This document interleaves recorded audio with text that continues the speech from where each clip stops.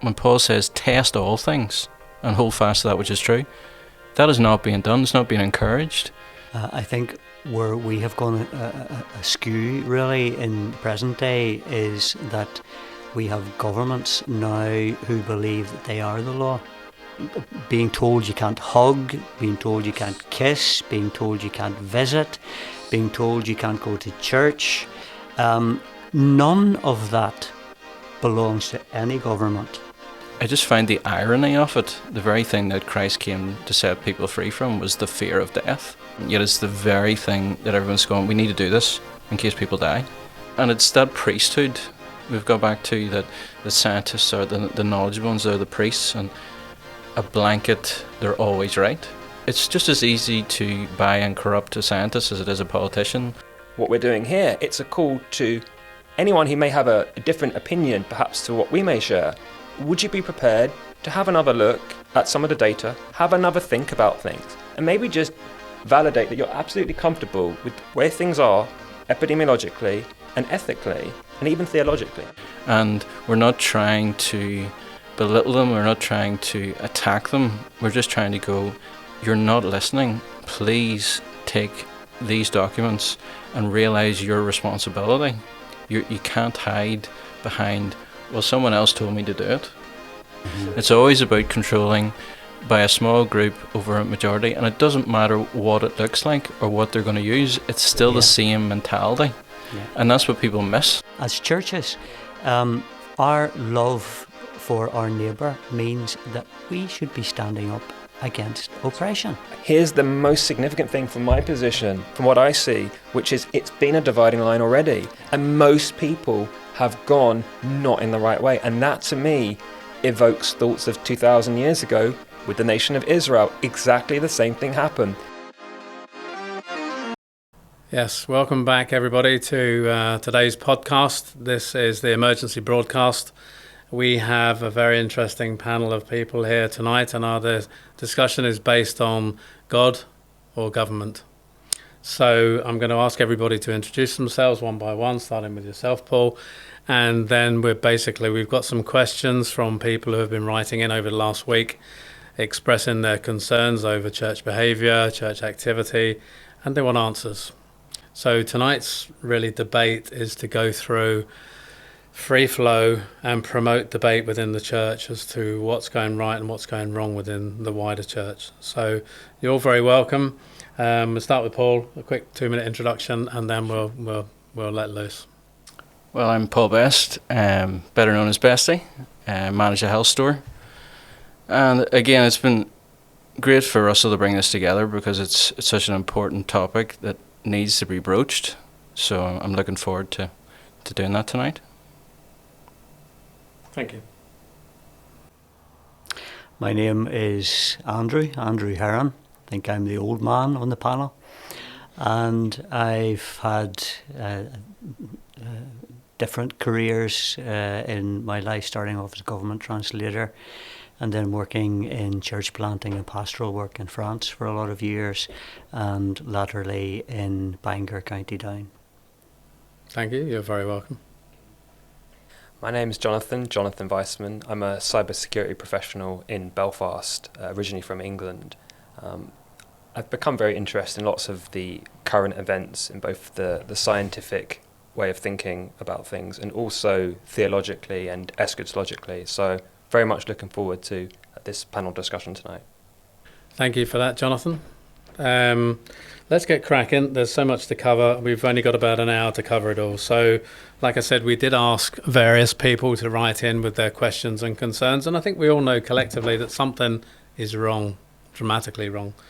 So the first question tonight is, what would the church stand to lose by standing against the government narrative, calling out the lies and promoting the truth? Feel free to jump in. Well, typically losing face, losing standing in the community. People are so keen not to offend and not to cause division that they will almost do anything, even to hurt themselves, in order to maintain that. And I think this is the big problem that we're seeing. It's the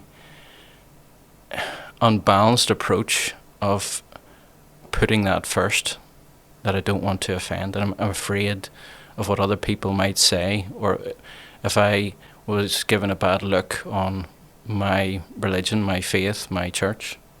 I think that's really where that I see and what I hear, and I've asked people what they're most afraid of losing, which is understandable, but again, it's such a narrow focus. I think this is where part of the problem is, you know. Mm-hmm. I think fear is a major part, and I also think on the other side, there's a sort of social currency that comes from being seen to be a fay with the prevailing scientific view, which science so-called, I would say, maybe it's technocracy, but it presents itself as a sort of unified, unbroken scientific consensus. That's how it's presented, and people may feel the sort of the pressure or the desire to adhere to it because of its seeming prevalence. It's a logical fallacy as well, this appeal to authority all the time, because again, we can appeal to authority figures as well in the same areas. So has the church not missed out on where its authority comes from? yes. In other words, this is, God or government. Are they trying to be people pleasers rather than God pleasers? Very much so. It's the fear of man rather than the fear of God. And again, which man are you fearing? Because like you've said, Jonathan, it's not a united consensus, even though they're being put across as a united consensus. And so many people are afraid to listen to contrary points of view. And I've always said this to people, even if you think you're right, always listen to for and against. There's no harm in that. Just in case you have a blind spot, just in case you may have missed something, there's no harm in maintaining a practice of, I want to listen to for and against. And this is what hasn't been done. And they're almost afraid to do so. Could I just ask, because the question that you read, Russell, I think begs the question, what do we mean by lies? What do we mean by, has the church just gone along with lies? I mean, do people in churches, do church leaders believe that the situation we've been going through in the past 18 months or so is to do with deceit? Perhaps very good question. I can ask you to. Yeah, you're right. They don't. But as we all know, that's the whole point of deception. You don't think you're being deceived, But deception about what? Deception about, again, the seriousness of it. There's a lot of different theories, and human nature has a tendency to swing to extremes. There's people who believe it's all fake and there is no virus, and we're not saying that. There is clearly something there. Mm-hmm. The evidence, I believe, is there for that. But again, it gets back to what do we consider as evidence and who do we trust? And this thought process hasn't been properly meted out, and even in the media, there has been no meaningful exchange of listening to for and against. It's that fear of, don't you be speaking against this is too serious. I'm like, we're not taking away from the seriousness of it, but we are actually trying to bring up the seriousness of the measures. Is it commensurate with the seriousness of the situation? Okay, so that's what we're talking about, basically, the measures that have been taken and implemented by churches. And also, with regard to exactly COVID. Is there a possibility that there's other agendas? Because we do know from history, we know from human nature, that when there's a truth there, they have a tendency to take a truth, exaggerate truth, in order to work other agendas in behind it. And even just to explore that, a lot of people don't even want to take the time. I think what's been missed, the Achilles heel in those who don't see perhaps what we may see, is this transnational element. Because many people I've spoken to, they're not against the idea that a national health service could get something wrong. They're not against the idea that the government gets something wrong. They're saying to me that it's this idea that it could be a global health response that could be mistaken, could be against the scientific narrative you actually see in the literature, right, going back a couple of decades. That's the bit where there's a suspension of belief that it could even be happening. And so there seems to be an unwillingness to engage in a debate because of this sheer audacity of what we're talking about. That's what I say. Well, the Nazis were famous for that, tell a lie big enough, often enough. And people will go along because of the sheer audacity of it. People go, nah, it couldn't be that. Absolutely. So there is precedent for what we're saying here. Yeah, biblically as well, you would have that with, you go back to the time of Israel, you would see, governments or empires that span nations, would span people groups, span tribes and tongues. Going back to the book of Daniel, you'd see that, Assyria and Babylon and Persia, for example. And that's how I would tend to see it sort of theologically. I would say, well, this is another sort of transnational structure and it needs to be tested. Very much so. When they all are using terms like build back better, like I don't recall seeing so many leaders of so many nations saying the same thing, but the implication is if you're building something back better, what was there has been broken down. Mm-hmm. So what has been broken down, and even if you are building back, in what way are you building it back? Because you may not be building it back better for everyone. You'll be building it back better for yourself, or a small group. So the possibility that there is those people out there, I think this is part of the problem, because people themselves are not like that, or the people they know aren't like that. They have a hard time thinking that there would be a group of people that would be so maniacal and so devious. You know, yeah. so I think this is the disbelief. You know, yeah, I think what we're trying to say here, this is not us attacking the church per se. This is us saying, stand up and debate. Have some logical, reasonable debate about this. Just where are the leaders standing up and saying something's not right? Let's talk about it, rather than just going along and saying, well, the scientists said that, and the consensus of opinion is this, and if we all do this, we're all in this together. And all we're trying to say is, stop, think, and talk. That's it. But if you throw into that mix the fact that, on face value, we were being told at the start that coronavirus was not a danger for most people, then the narrative changed quite dramatically in March of 2020, and we were being told it was very dangerous, and therefore measures had to be put in place that would keep us safe, and that involved the churches, and churches closed their doors, stopped their services. Churches went along with what the government was saying.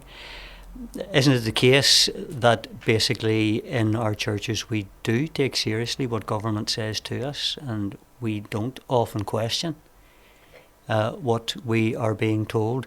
So is it not the case that most ministers, pastors or whatever, we're simply doing what we normally do? We trust what our government says? I think this is to do with the division of and the specialisation of information. People who, and I see this a lot with people who've been to university and have degrees in their field, because they're good at what they do in their field, they have this innate trust that other people in their area of information must be good at it as well. Mm-hmm. So this sort of unspoken rule of, well, if they've been doing that for years and they're in this area, we must listen to them in this area because it's their area. And I think this is a problem. That's not necessarily the case. And again, we have a plethora of examples in many different specialised areas where people have been coerced and corrupted, even though it's their field of specialty. And it's that naivety, that, again, logical fallacy of trust authority figures because that's their area. Yeah. And because they may be good at their area, they automatically assume someone else might be, Yeah.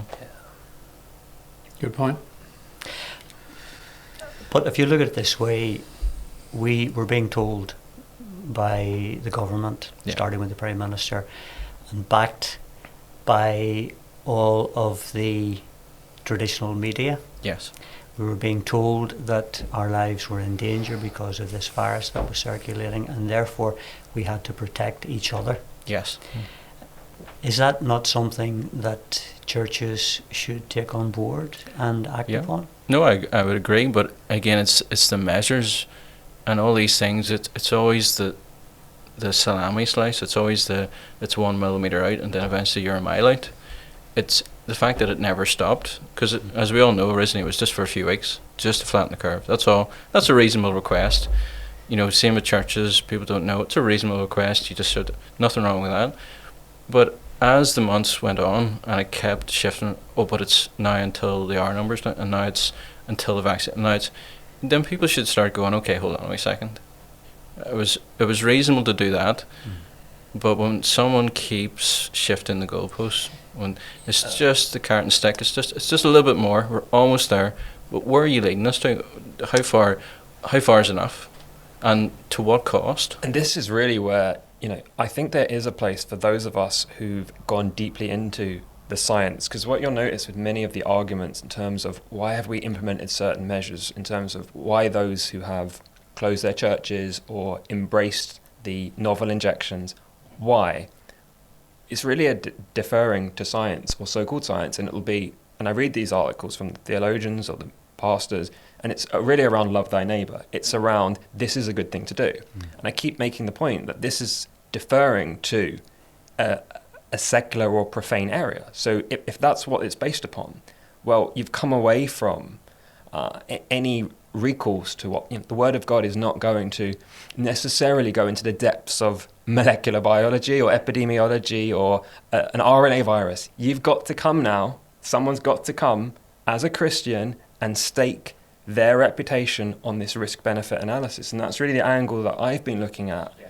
And I would say in this position, very confident to say many, many questions about the public health response.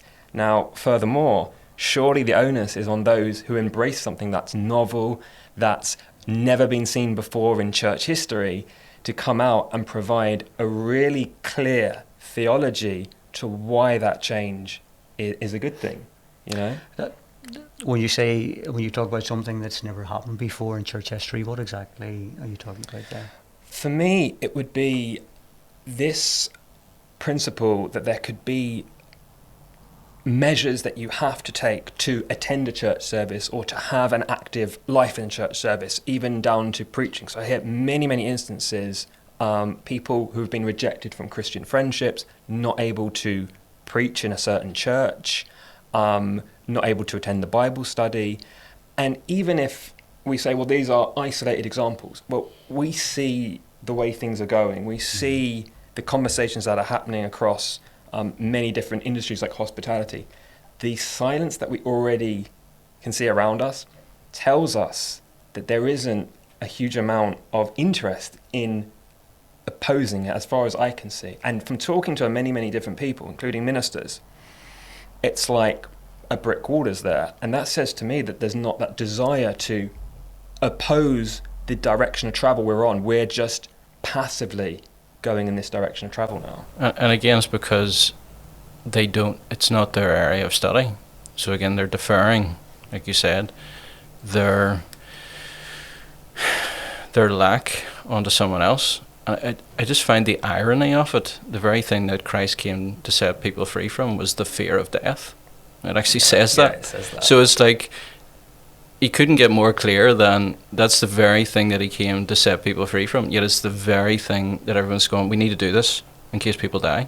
I'm like, yes, there's wisdom, and I know there's a case in South Africa, there's a bunch of churches who are all railing against certain Christians, and I partly agree with them, because they were saying, oh, these ones that say, oh, just pray and that's fine, and the blood of Jesus, and that's, that is foolishness.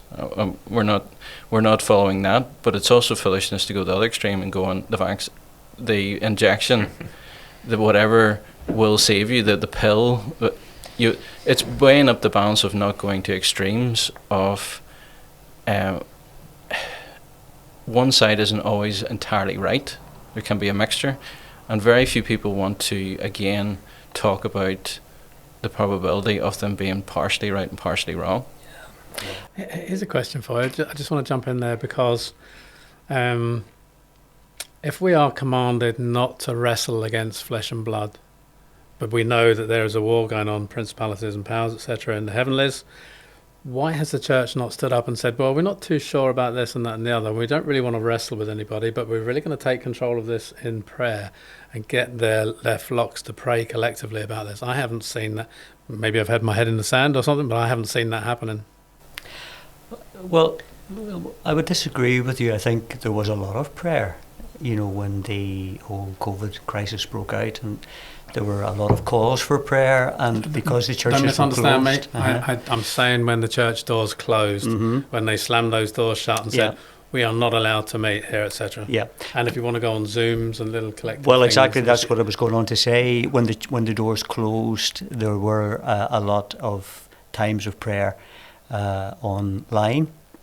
So there was plenty of prayer. But I think one of the things, and it came up from what you said, Jonathan, about those who look deeper into this,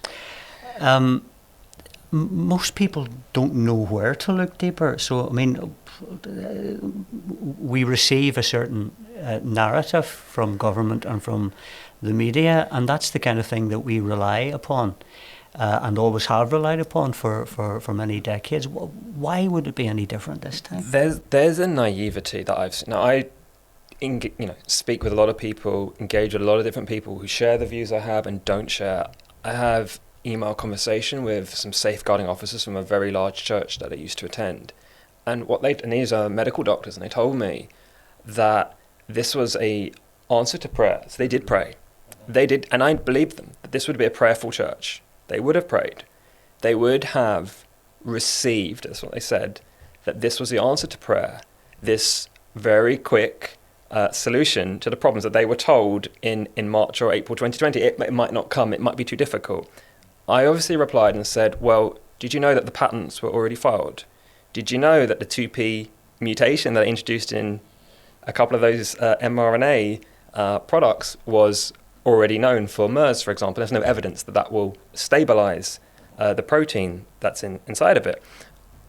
Many, many questions. Did you know how long it takes to safely do this process? Do you know about the clinical trials? Do you know many, many things? And I didn't get any reply back. Now, that to me tells a story. I would agree. There has been prayer, but the discernment maybe is what's lacking. Yep, judgment. And this is a big thing about a judgment, that people go, oh, I don't want to judge. But in saying that, you are judging. And it's wrestling the difference between condemnation and judgment. People confuse the two. And you can't not judge. We all do it. Whether you want to do it or not, you are doing it. So it's really about saying, we're not saying people shouldn't judge. We're saying about you should get better at the quality of your judgment. And that's the difference. You should judge with love and with mercy and grace and all those things. But again, it's how you judge. It's the methodology. And people have forgotten the word science just is Latin for knowledge. Yeah. And knowledge can be corrupt, knowledge can be wrong. And science changes, knowledge changes based on new information. So we're sort of almost back to the time of the Gnostics, because even the word gnosis means knowledge in Greek.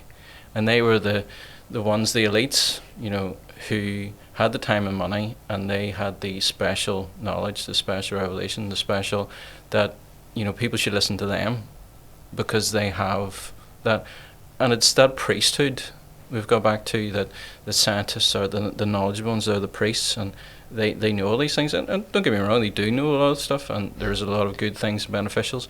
But again, it's not a blanket, they're always right. And it's just as easy to buy and corrupt a scientist as it is a politician, or a bit, So it's taken away this kind of sacredness of, absolutely, even in previous generations where they wouldn't challenge the priest or the doctor or the policeman. And we see that, absolutely. I would describe it, if you look at a national level, we've always had the politicians that we elect, we hold to account, we can vote them out. Now we see certain bodies, whether it's the JCVI or the chief medical officers, and suddenly I describe it as an elite council that we don't know anything about. We do not know which God everybody serves. We don't know if there's any exterior pressures upon these people. But essentially, major decisions in our nation, unprecedented decisions, have fallen on their shoulders. And I certainly am not privy to their full reports and data that informs on all the things that I've personally looked into. I don't see the defense. I haven't heard it. What we've been presented, the official short videos, often using celebrities and things like that, do not cut the mustard. They do not get to the bottom of it. And again, a lot of these are unelected bodies, SAGE, WHO, and don't get me wrong, they have their place and they can advise, and I'm not against that. It's just the fact when people go, oh, we must listen to them, or we must do what they say. It's like, hold on a second, that's it's an assumption, isn't it? Yeah. We hear this all the time. people say, well, of course we would follow government's advice. And it's like, well, would we? Would we always follow it? Does that happen? Is there a good past history of that?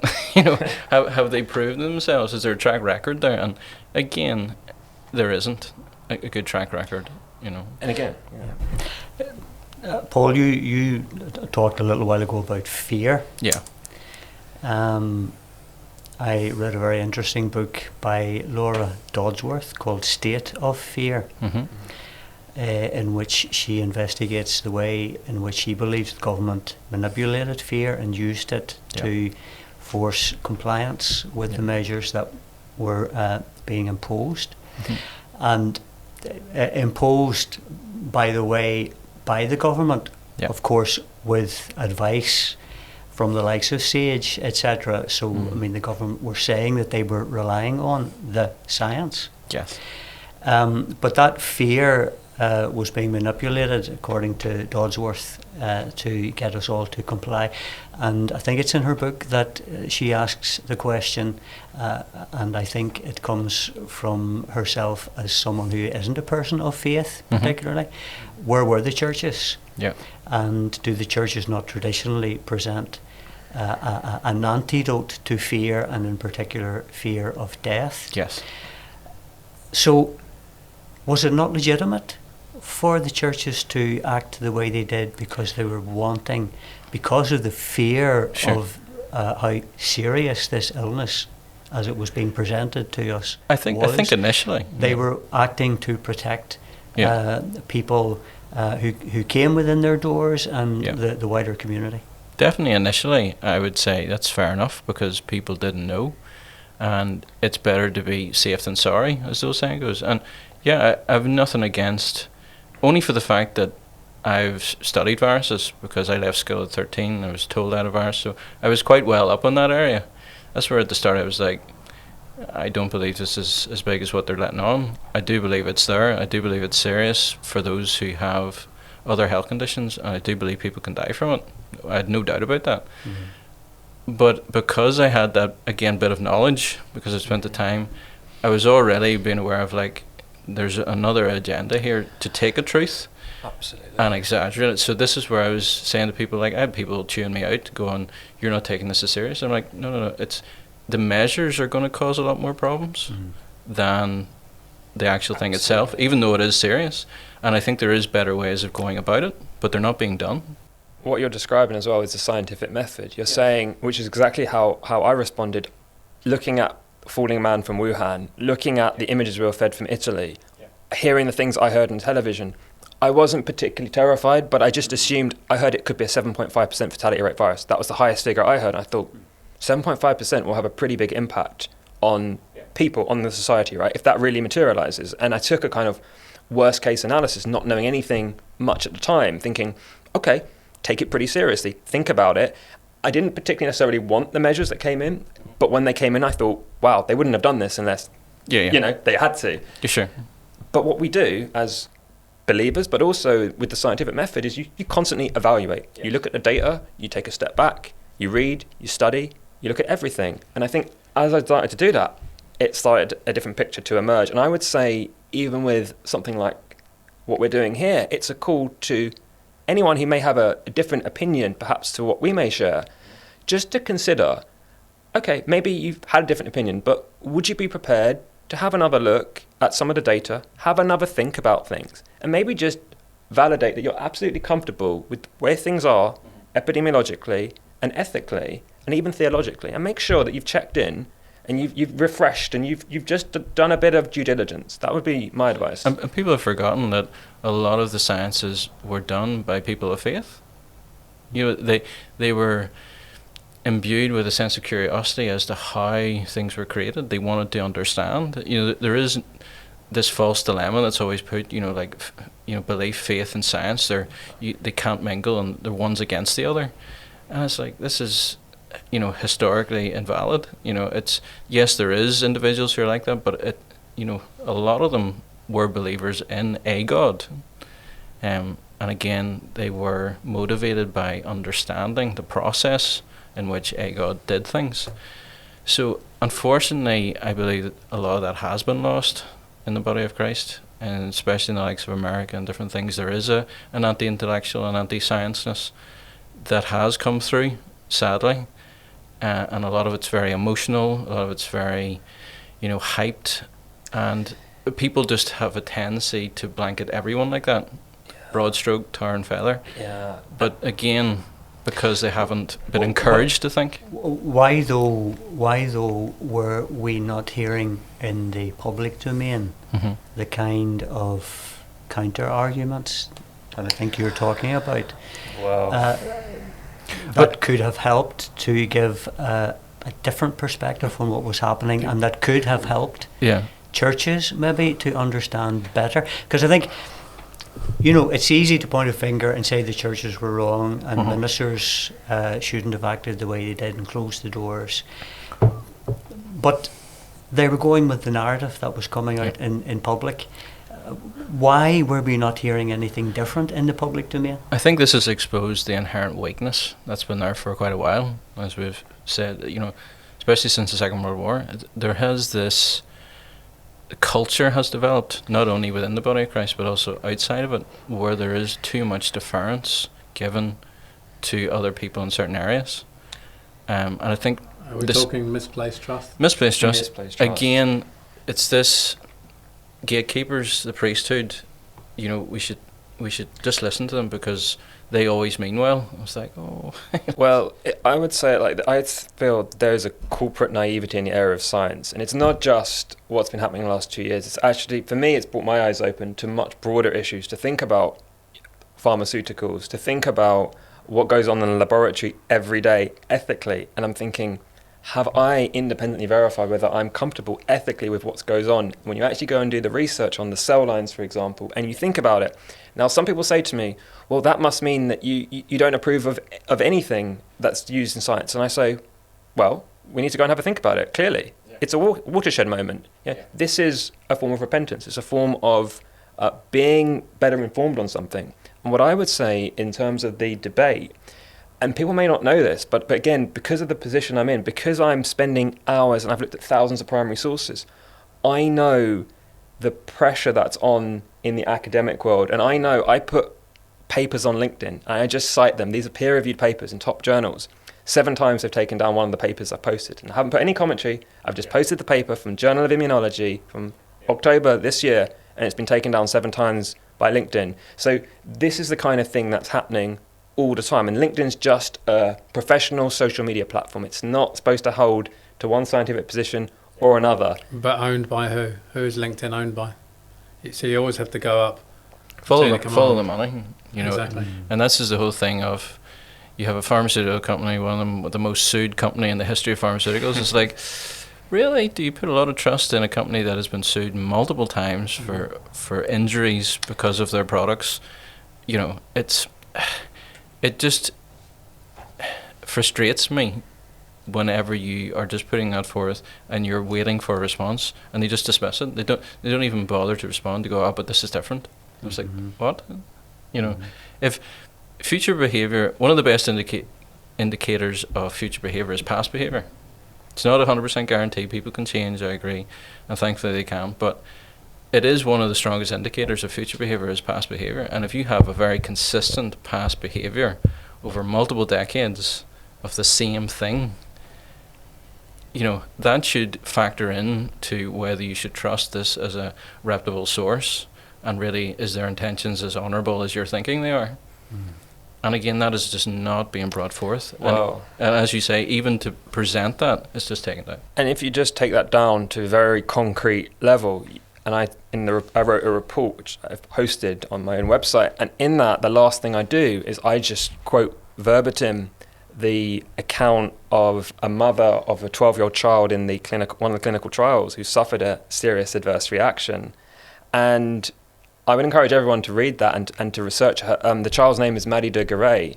And if you can read that and still think that everything's just fine, when you look at how her serious adverse reaction was, not only was it not covered, was it not documented in the New England Journal of Medicine, and you've got the CDC, the FDA, you've got all the major parties involved in this, and Pfizer.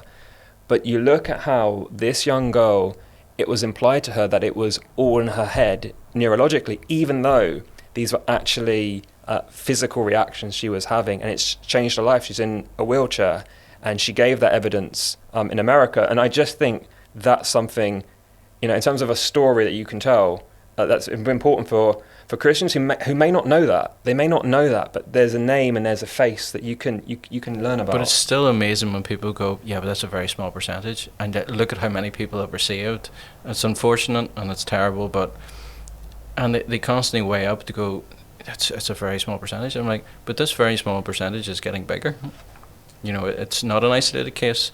There's so many sudden deaths that are happening with sports people, with young people in school. There is a cause and effect. Now, yes, correlation does not mean causation. Yeah. But it's the first avenue you would look at. You go, what has changed? You look at the variables and you look at the controls, as with anything. So if we know there's been a massive change in a variable, at least investigate it.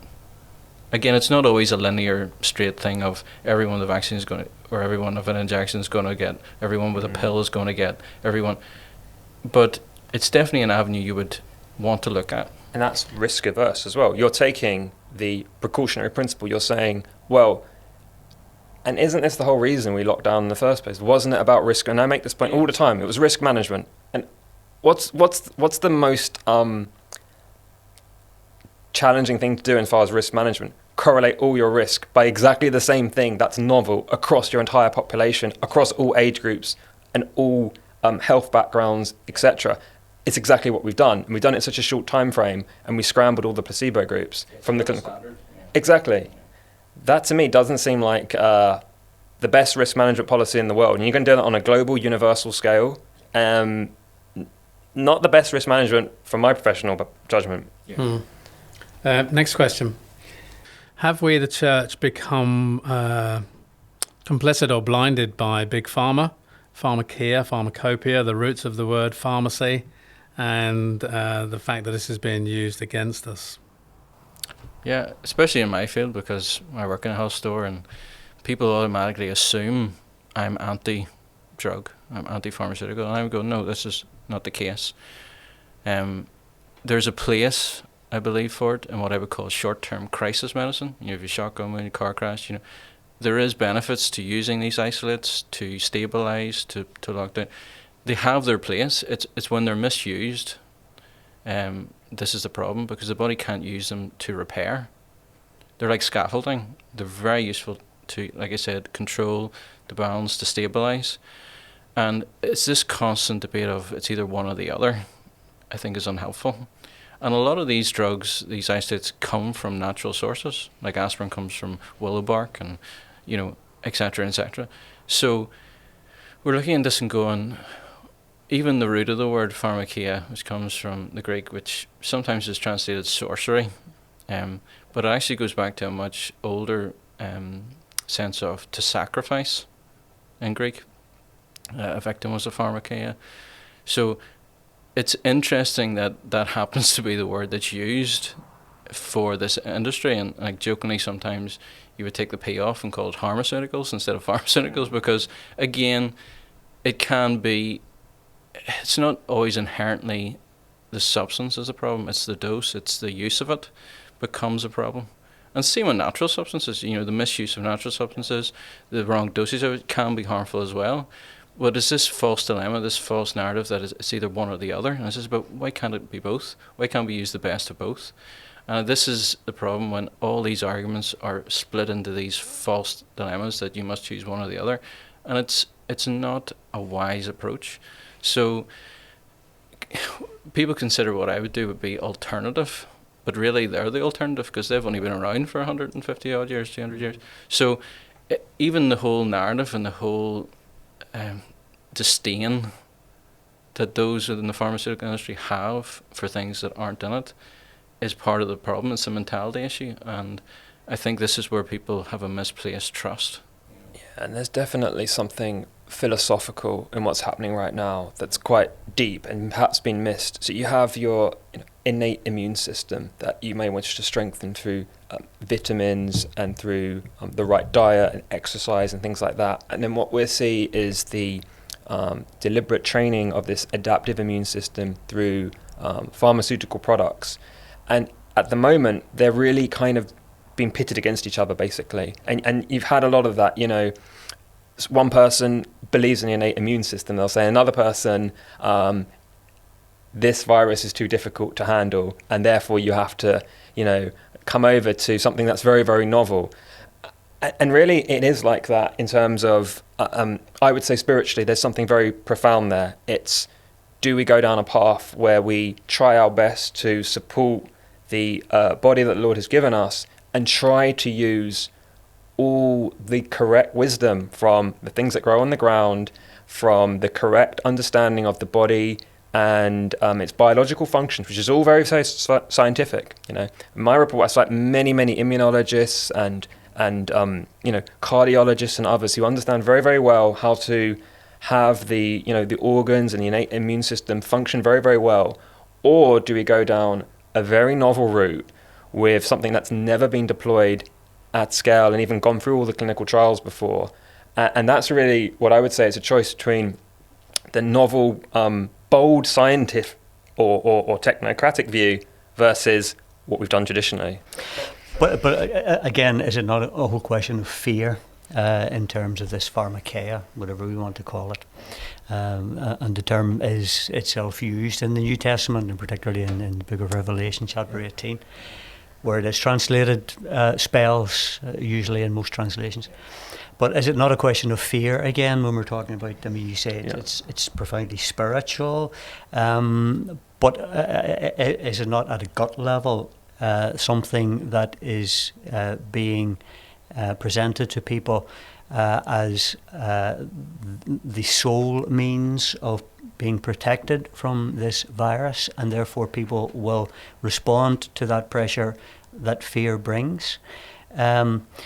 Whereas certainly we can debate the spiritual nature of all of this and the philosophical nature, but because of that fear, most people aren't taking even a common sense approach, because if you're presenting a novel medication that does not have years of proof of safety, that's a common sense consideration without even considering spiritual or philosophical consideration. But most people aren't taking a common sense approach to it because of fear. And you see that because you see those who, for example, in the pro-life movement, who would be staunchly and just unswerving in making pro-life decisions for pro-life reasons at all costs and quite happy to do it publicly. And you might explain, well, what about the testing that the companies did with HEC 293 and which is a cell line, right, of a healthy aborted child, but that doesn't this time make or figure so much exactly. And I would say that's a good example where maybe fear, whether it's fear of what society might think if I don't go down this route, or fear of severe disease. People fear what they don't understand. I was going to say, it's just not part of it, the head in the sand. We don't want to look into this too deeply because what we might uncover might not be very palatable. Yeah. So best just to back off a wee bit and trust our leaders. But that's again exposing the weakness of people's thinking and methodology. Of people fear what they don't understand. And from the start of this, I've likened this on to the Middle Ages of demons. You can't see, smell, or taste demons, and like viruses, you can't see, smell.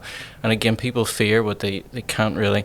So it's, for me, a direct equivalence of they were able to get people into fear of, like, you need to take this and do this and pay this in order to stay away from the demons. And the same thing, and the mentality of let's trust in this one thing is the mistake. This one thing will, because we're multifaceted, and an organism, in order to survive, needs multiple things. And it logically makes sense. Whether you believe in a God or evolution is irrelevant to this point, in the sense of we have coexisted with viruses and bacteria for thousands of years. This system has been able to survive the mutation of viruses and bacteria for thousands of years. If you give an organism the supplies that it needs, it will be strong enough to fight whatever. If it's weak, yes, it can be took out and it can die from multiple different things. So this is what gets me, is the fact of people go, just do this one thing and that'll protect you. I'm like, one thing? That makes no sense. It's a multiple of things, because everyone is at different levels, depending on your height, your weight, depending on other issues. It's never a one size fits all. And this is the danger of this one thing will suit everyone, and it just doesn't work. And it doesn't make sense, No. epidemiologically, and most certainly it doesn't make sense theologically. You've got Romans 14, and there's the idea that, if you want to go and, keep a festival, you go ahead and keep a festival. You want to eat pork, go ahead, eat pork. Don't eat pork, and there's that respect. That's critical, because if we give in publicly and corporately together on any aspect of the Word of God, have we not done what was almost right back there with original sin? Hath God not really said you shan't eat of that tree? It was just one tree, it was just one fruit, but it was a command, it was the Word of God, and you don't make a defiant statement against it. And that was our corporate head at the time, Adam and Eve. Gonna have to stop you there. We're rattling on. I want to get through some of these questions. Next question: is the injection part of a transhumanistic agenda? It definitely looks like it, based on, again, the evidence that's been put forth. And What evidence? well, the evidence in terms of looking at the agendas around this, it's not just this. Everything is geared towards for our safety, apparently, and to do with control for our safety. And you have the likes of Klaus Schwab talking about the Great Reset, the Fourth Industrial Revolution, where it's not so much an outward change, it's where you get changed inwardly, about having your information and having things within you that's able to interact and communicate with objects around you. Again, all based on you'll be freer, you'll not have to carry, you don't have to remember different things, you'll be able to do transactions and everything else a lot more fluidly, and this will be wonderful for everyone. So when you have that ethos and that mentality to sort of merge with technology, with certain things, and not just to wear it, but to have it inside you, then that indicates that this is a general trend of... There's a pattern there. Yes. I see a pattern with the crisis presented to us that's so bad it requires full global human collective response. So we have the virus, which requires apparently every single person, as we just said, it's not appropriate for everyone, but every single person to go and do the same course of action, and then to enforce that right down to the level of access to jobs, goods and services. But what's wrong? I mean, what's wrong with using technology to enhance or improve or repair physical bodily capacity? I think there's nothing wrong with it, but like we've said before, it's the problem isn't the thing itself, it's how it's used and the other measures around the thing itself. Nothing in itself is inherently evil. It's its misuse becomes problematic. Yeah. And that's where I would say it's not that technology is bad, it's how certain people are using it supposedly for our benefit, which I can see problems with, that it leaves the opportunity for a small group to really benefit them as opposed to the majority. Although even the product itself has to be, I believe, tested and weighed, especially when it's novel. So in this case we've got, and I'll be honest, I don't really know morally what I think about genetic therapy. For me, it's just too novel for me to be able to advise anyone to consider it. And I mean across the board, not just for this particular virus, but period. Like, I don't know enough about it, like morally, what that means to have genetic code for a foreign protein introduced into the body, expressed by the body, and we still don't really understand the full implications to the DNA and things like that. And that's in the literature. We just don't understand it. We can't say we just don't know. And how should we act like that? I think this goes back to Genesis, essentially the same problem, where supposedly the Satan said, did God say? He didn't actually debate that what had been said. It was the interpretation of it. He was like, you've interpreted that wrong. This is what he actually meant by that. Right. So this for me is always the constant problem throughout history, and even today it's the same problem. It's how you interpret things, how you rightly divide things. And it's always that basis of we're all looking at the same information sometimes, but we're coming to different conclusions. So based on, again, our methodology of thinking of, is that really what's being said? And people don't look at the details. It's like so many times they were saying people had died with such and such, but that doesn't mean they died off such and such. Yeah. And they missed that important difference, you know. So it's a lot of this is to do with interpretation of when people look at things, and I'm going, yeah, but let's play devil's advocate. Let's look at it from both points of view. Again, it's for and against, compare and contrast. And people haven't practiced that discipline of comparing, contrasting, listening to for and against. That question of interpretation, I think, is very interesting, because it reminds me of one of the most disputed passages in Scripture, and ties in actually with what you were saying about genetic treatment and modification. Genesis chapter 6. Which in the vast majority of at least Protestant churches, and those particularly of the Reformed tradition, where it talks about the sons of God marrying the daughters of men, will be interpreted as sons of God being believing men, and daughters of men being unbelieving women, and therefore the marrying of these two produce what are called the Nephilim, mighty men in the book of Genesis. That would be the standard interpretation today in most Protestant churches. The original Hebrew readers would never, ever have understood that in those terms. It shows and the interpretation for them would be effectively genetic modification. We're talking about sons of God being celestial beings who somehow are able to procreate with human women and produce a hybrid race.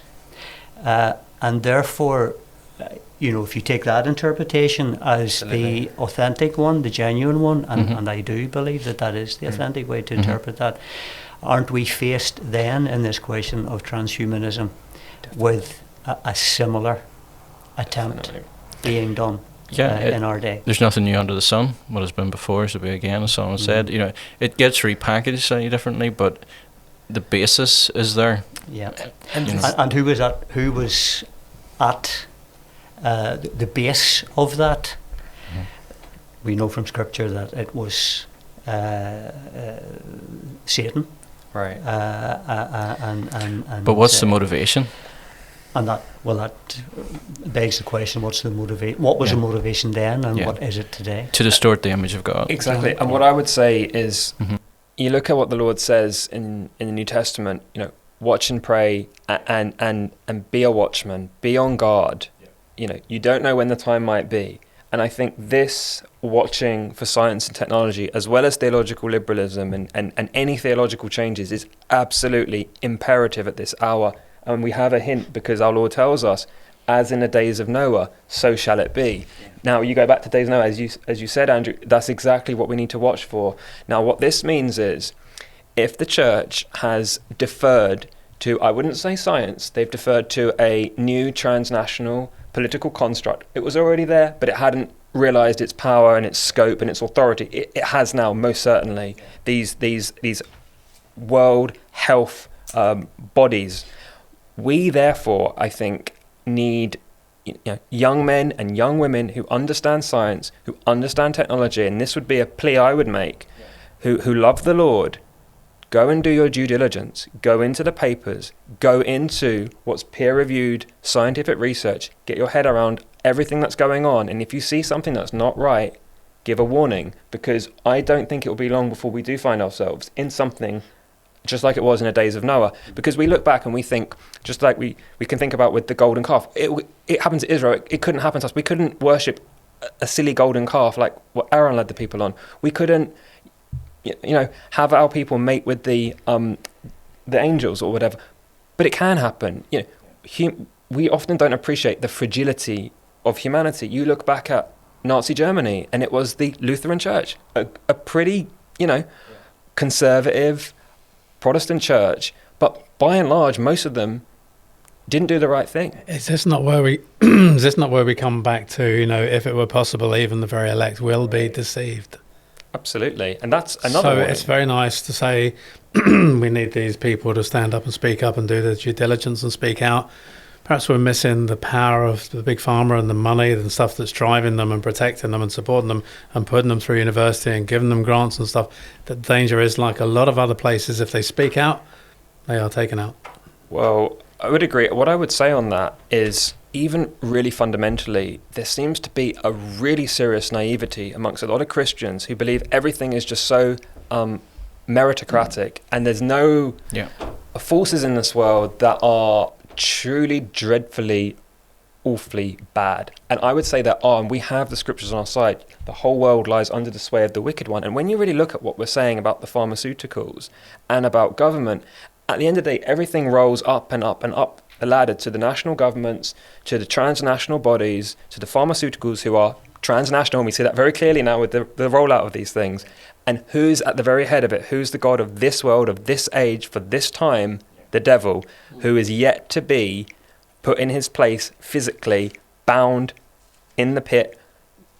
I think that's a really good point, Jonathan. But there's one area there that we didn't touch on as you're going up the structure towards, the God of this world, and that's the banking cartels and the banking families and the top level Luciferians and stuff. Multi-headed dragon. Exactly. And people aren't being librarians. They're not searching. They're not. When Paul says test all things and hold fast to that which is true, that is not being done. It's not being encouraged, because there should be a humility in going, maybe I'm being wrong. To listen to for and against, to compare and contrast, requires a humility, and unwittingly, there's a pride within a lot of these people. But is that not what we're trying to do tonight? We're trying to say, stand up, test all things, speak out, as Jonathan was saying. That's the humble approach that isn't being done. For me, one of the key biblical passages in all of this debate, getting right back to the original question that you read out, Russell, regarding the churches and the attitude of churches and the reaction of churches, and the fact that we realise that we trust what our governments say and we want to do what the government says. One of the key passages that has been quoted by many ministers and in various churches about this is Romans chapter 13, which talks about the attitude that Christians should have with regards to the authorities. And, we have been told that in terms of closing the doors of the churches, the masks mandate, even the use of these injectables, where church premises have been opened and used for the purpose of administering these injectables. All of that has been seen in the context of obedience to the state, because that's what God tells us that we should do. And yes, that's true, but we need to understand exactly what that is. And when we read in the book of Romans about this whole question of obedience to the authorities, we're told, and I'm reading from Romans chapter 13, that all authority comes from God, and those in positions of authority have been placed there by God. Clear? Very, very clear. So anyone who rebels against authority is rebelling against what God has instituted, and they will be punished. So if you take that at face value, I have to do everything the government tells me. And if they advise me to close my doors and to get people to wear masks coming in and out of the building or whatever, we've got to do that as good citizens. And if I don't do what I'm told, I'm going to be punished. But then it goes on to say, for the authorities do not strike fear in people who are doing right, but in those who are doing wrong. They are appointed to punish wrongdoers. Those who do not do what is right, and the word right there, translating from the Greek, is the whole idea of justice, righteousness, doing what is right in God's sight. Would you like to live without fear of the authorities? Do what is right, and they will honour you. The authorities are God's servants sent for your good. And that's the forgotten aspect for a lot of churches and ministers in this passage. The authorities, the governments, they are God's servants, which means that in fact they are under the authority of God. If they do what is wrong, we as Christians have a duty Yes. And that's the part that's left out, isn't it? to speak out and say, this is wrong. Yes. And we cannot obey you. Against interpretation. Yeah, it's interpretation. Yeah. But I mean, it's pretty clear. Yeah. Twice the governments, the authorities are called God's servants, which means that they are accountable to God and must do that for which God has appointed them. How did he interpret that? Because even when we look at Paul's life, he went against the authorities whenever they went against what it said in the Word of God. He's talking about Rome. Yeah. He's talking about the Roman authorities. And Rome said, and it was a matter of history, when the Roman Empire took over a province or a town or whatever, they had a post placed in the ground which stated that Caesar Augustus is Lord, and he is the only name by which you can be saved. Okay. The apostles in the book of Acts preach very clearly, and you can look it up for yourselves in Acts chapter 4 verse 12. Jesus Christ is the only name by which we can be saved. In actual fact, what they were doing was they were openly defying Rome. So that's the right interpretation of... And so the interpretation that we must take from what Paul writes in Romans 13 is, yes, we respect the government, we respect the authorities when they do that for which God has appointed them. Exactly. But when they deviate from that and they do what is wrong, and we've talked tonight about things that are morally wrong, it's our duty. It's our duty to say, no, this is wrong. Otherwise, you will look at someone like Dietrich Bonhoeffer. Yes, exactly. Who some Christians will say, oh, he was wrong to take part in a plot to kill Hitler. According to Romans 13, he was not wrong. Exactly. Here's the question then. How do we say individually or collectively to the church, you've got this wrong, and we're notifying you? How do we do that? Again, by having discussions like this, by listening to the contrary argument, and having the humility to go, perhaps I was deceived. We all have our blind spots. We all can be deceived, and it's just being open to that possibility that I may have got it wrong. Best will in the world. Everyone means well, but not everyone is right. We're all sincere, but you can be sincerely wrong, and it's just keeping that possibility open to go. Things change. It was perfectly understandable at the start for people and churches to do the measures they're doing. I'm not knocking them for doing that initially. That makes total sense. But as time goes on, it no longer, and like the Bereans, like we said, testing all things to hold fast to that which is true and good, that isn't being done. So there is no balance there. There's a cherry picking of, we're going to do these verses like you just read out, we'll do that because this means this. But clearly Paul didn't interpret that to mean you never push back. I think the basic answer to that question, Russell, is who is our ultimate authority? Is it God or is it government? And where there is a clash, and where the government commands what God forbids, or forbids what God commands, our allegiance ultimately is to God. Yes, and government. What I would like to do at this stage is to ask Paul about, just to touch very briefly on God's law, natural law, down to common law, and what we're doing with actually notifying some of these churches where we think they've gone wrong. You just touch on that and lead into the natural law, common law part? Yeah, I mean, to preface that, way back at the start, I was asked by my mum's church to say something on it, and again, symbolically, I thought it was interesting that the word whack, as in actually, is Latin for cow, and we're back to that sort of golden calf kind of thing. Who do you give your allegiance to? Sorry, can you just explain what do you mean by whack? Whack, the word itself, and waxine, the whack. Waxine. Yeah, the whack bit is Latin, which seems to come from the Semitic word back, which also means cow or calf. And I was looking at the word even corona, which means crown, and it reminded me of the high priest garments, holiness, unto Yahweh. So what are you crowning your head with? What have we fought? It's symbolically, people were just crowning their head with the fear and taking on board everything. There was no separation. So in terms of legalities, even when it talks about in Revelation about a mark on your forehead or your hand, it's symbolic of your thinking and your actions.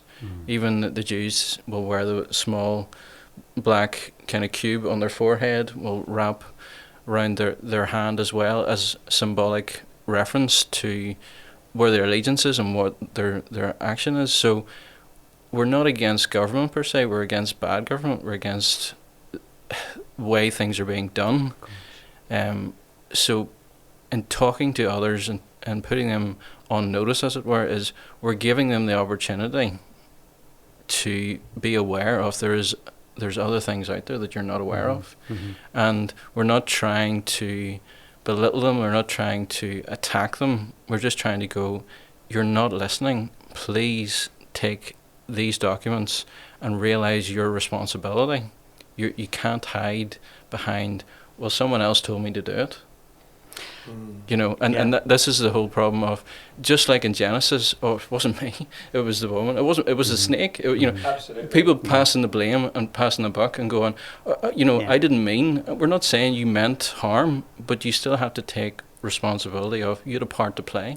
In terms of common law, Russell, that was in your question, and natural law, I think where we have gone askew really in the present day is that we have governments now who believe that they are the law. Yeah. And even when we talk of natural law or common law, in actual fact we're talking about divine law. Yes. And if humanity is made in the image of God, in actual fact the Hebrew can be translated that we have been made as the image of God, in other words, as God's representative on earth.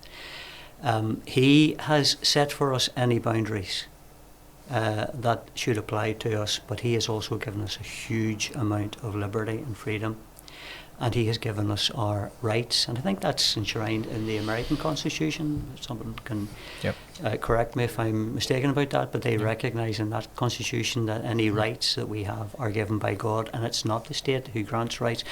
Where we are at the present time, and I think this is a huge danger that churches have completely failed to see, is that in terms of COVID and measures that have been taken with regard to the restrictions of ordinary life, going right back to March, April 2020, being confined to the house. In actual fact, it's interesting that the French,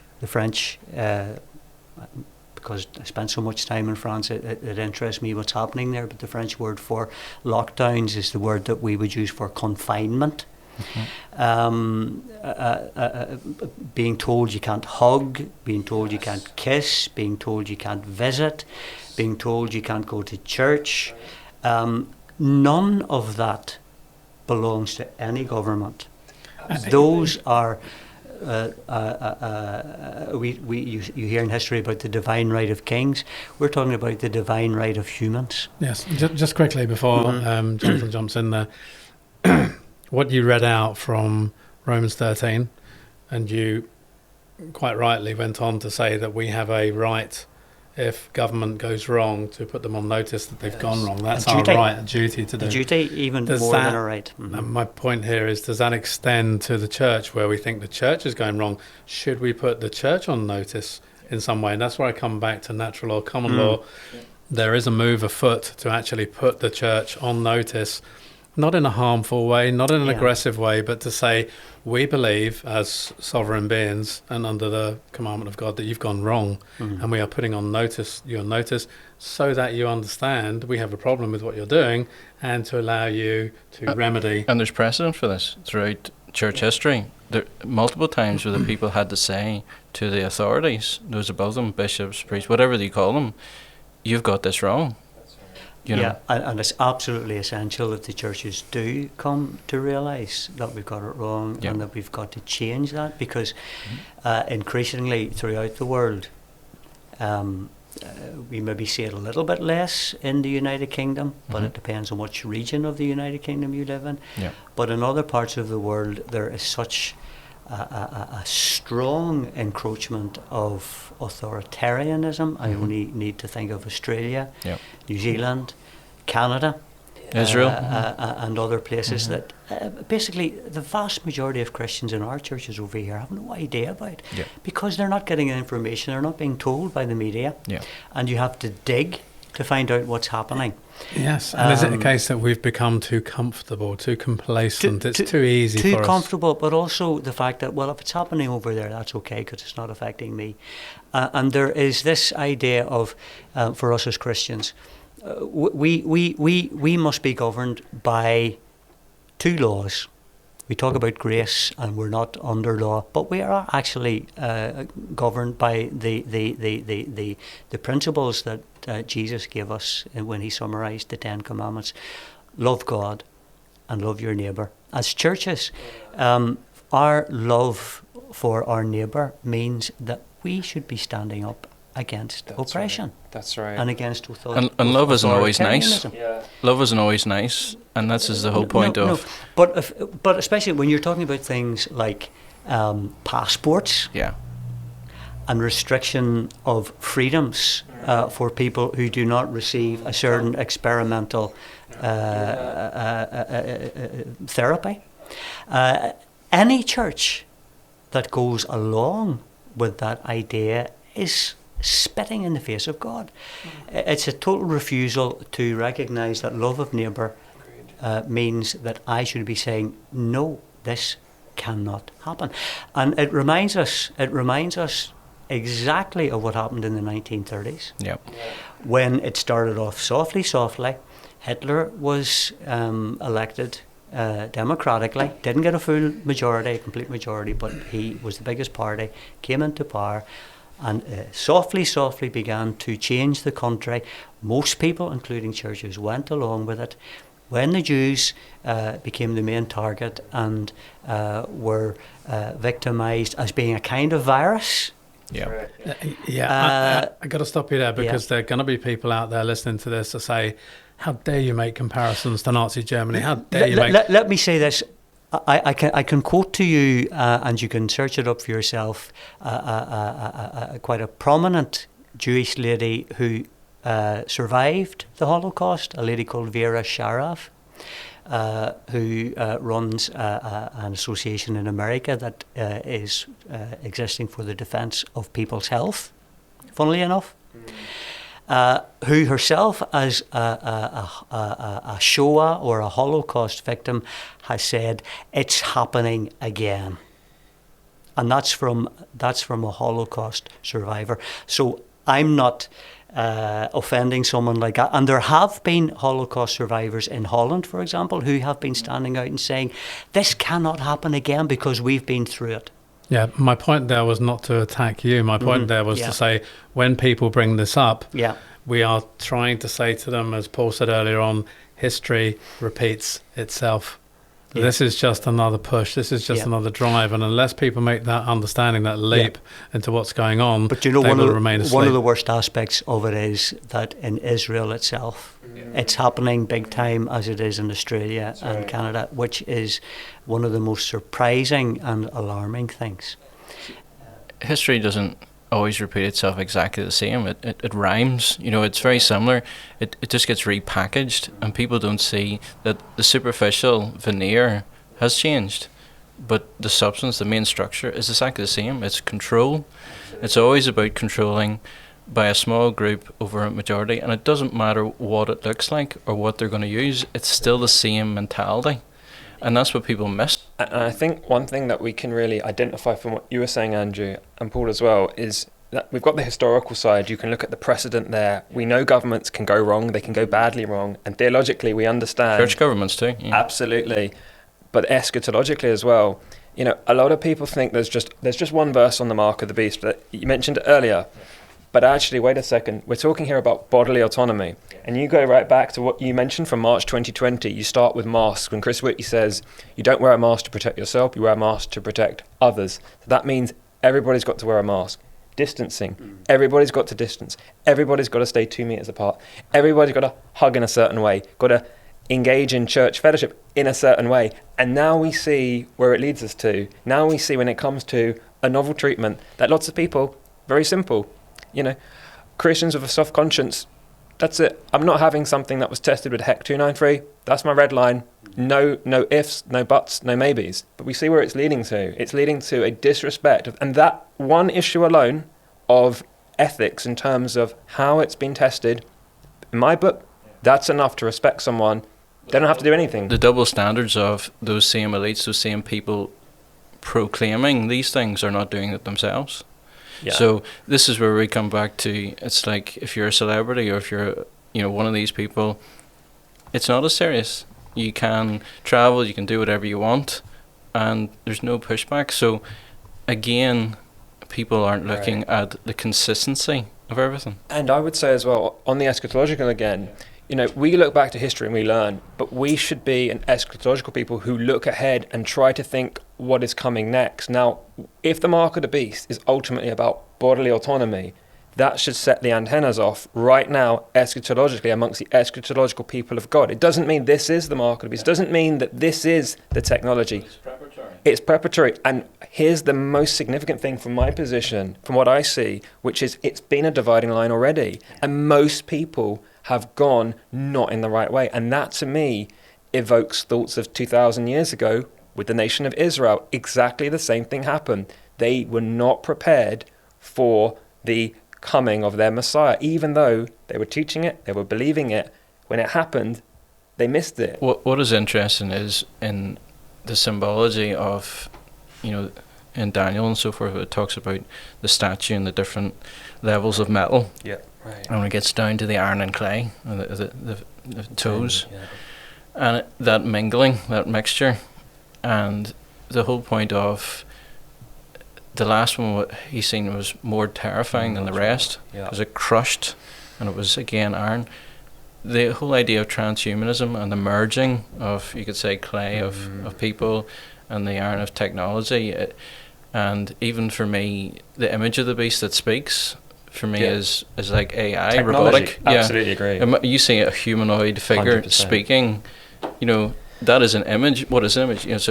So it's this whole, everything is gravitating, or to use a term, everything is moving in this direction so far, as it seems, that the battlefield has always been the mind. It's always been inside people. It's never so much the terrain outside.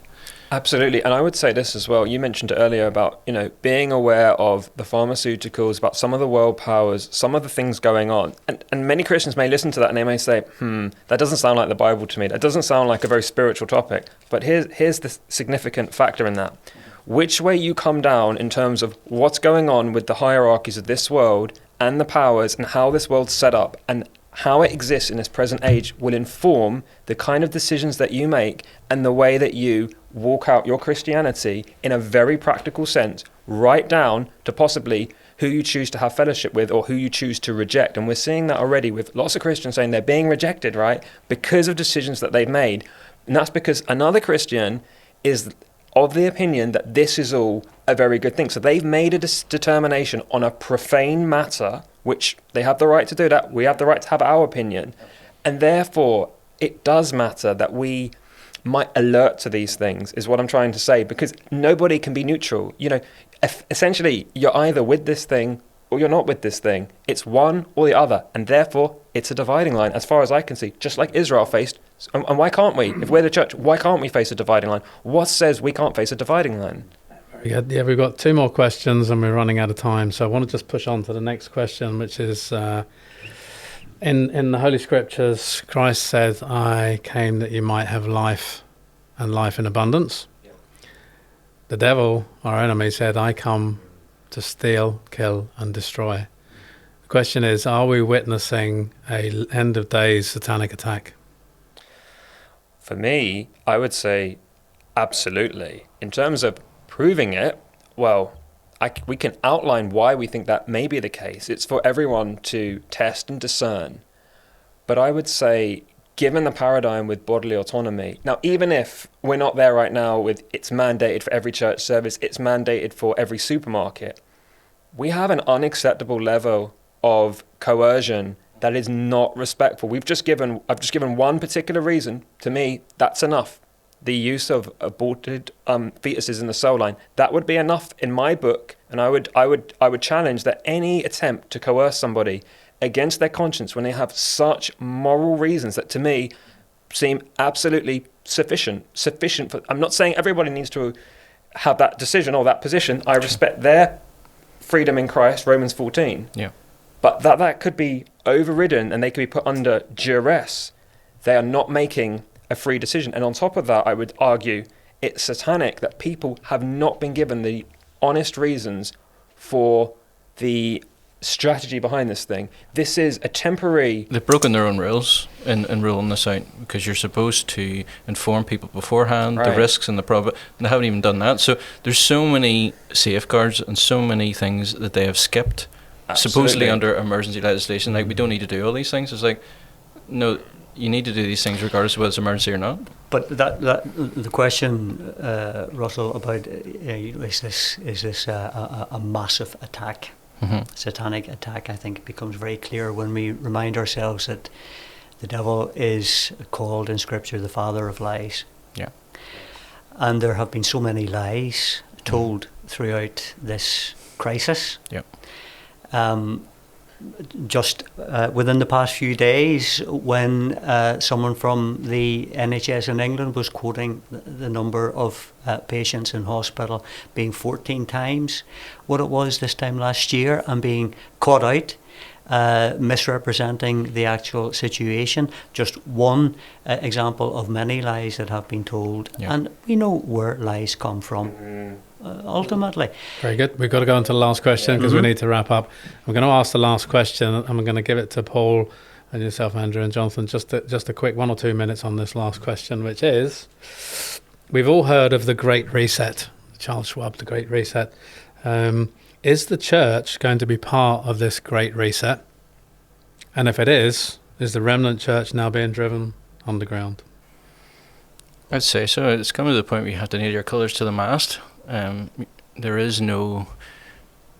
The grey area is becoming less and less. And we're never going to stop this from happening. It's been prophesied, it is going to happen. But it doesn't mean there isn't possibilities of having areas that aren't affected, much like Israel and Egypt. Right. All of Egypt it hit except the pockets, those areas. And I feel it's like that. Not every part of the vineyard has to be affected, but you decide whether it's your patch or not. And I think this is where we're coming down to, where we can't stop the flow of this happening, but you could stop the flow of it happening in your area. And it's just getting to that point of being realistic about what can be done. Thank you. Andrew? Speaking of the Great Reset, I personally see this as part of what is revealed to us in Scripture is going to happen. In a sense, there's an inevitability about it, and Christians need to be prepared to not go along with it. Yeah. But I would say that to help answer that question, you should read a book by Rod Dreher, Dreher, called Live Not by Lies, the title of which he takes from Alexander Solzhenitsyn, who was finally allowed to defect to the West in the 1970s, and who encouraged people in the Soviet Union to resist the totalitarianism there by not accepting the lies that their state was telling them, which would mean persecution, but it would mean that they were being true to their own conscience. And so I think the Great Reset, it is part and parcel of this drive towards one world government. Yeah. Yes. That is very much being driven by the whole green agenda. and the church again is in danger of being taken in entirely by that as well, and not discerning what exactly is happening. And we're told about that in 2 Thessalonians chapter 2, about the coming of the man of lawlessness, that there will be huge deception, and that God himself will give over to the delusion those who refuse to believe the truth. And the church needs to take heed of that. Very good. Final word? Yes, sure. I would say, aside from being a dividing line, we should have an expectation actually that many will go astray, as you said, Andrew, with the great delusion. But even if you look at some of the parables of Jesus, and just a couple would be the parable of the evil and unjust steward, and you look at how the evil and unjust steward allies with the drunks to beat their fellow servants, and you see that principle. You see in the parable of the 10 virgins, they all get the call, the bridegroom is coming, we know Christ is coming, we know Christ is marrying church. However, the 5 wise can heed it, they have enough oil on the lamps, the 5 foolish do not. So when it comes to what's happening, absolutely, lack of preparation. So I would say that implies to me, yes, sadly, many will go the wrong way. And this is very hard, because I think we're already seeing the beginning of that, really, in real time. That's how serious I think it is. Okay, we're going to have to wrap up. Can I just thank you all for coming tonight? Thank you, Jonathan. Thank you, Andrew. Thank you, Paul. I feel quite deeply that this is part 1. I think we're going to have a part 2. But for now, we're out of time. So thanks for being on the Emergency Podcast. This is God or Government. Thanks for coming. Thank you. Thank you. Watch and listen for free on YouTube, Odyssey, Rumble, Apple Podcasts and Spotify. You can also follow us on Telegram and Facebook for more information.